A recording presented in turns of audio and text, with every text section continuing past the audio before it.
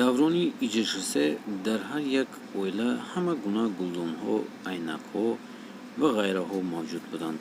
Агар кристаллҳои голубии саман, кабуд ва арғовон бошад, арзиши хеле зиёдтар хоҳад дошт.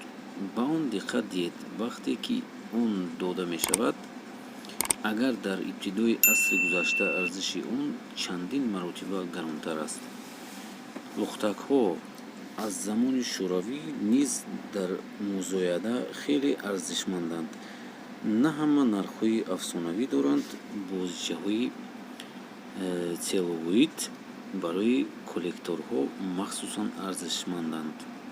хитой аз сабаби он ки ҳоло минимализми дар мод аст, одамон зуд мехоҳанд аз чизҳои нолозим ва кӯҳна халос шаванд. Як шиносе гуфт ки ӯ тасодуфаш ҳайкали сафоли партовшудаи як балераро кашф кард.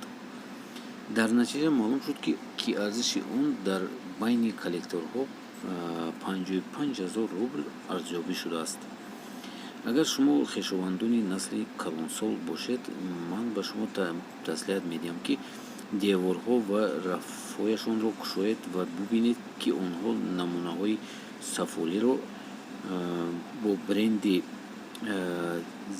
UFC доранд, яъне фабрикаи сафолбарсозӣ Ленинград ДЗ, заводи сафолини Дулево ва фарфор ва зик инчунин арзиши хуб дорад.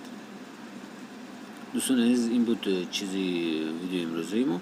шумо агар метавонед, агар чизҳои ҳамун давраи СССР ҳамин хел чизҳо бошад, шумо метавонед бо нархи гаронтар фурӯшед. ҳатман нависед.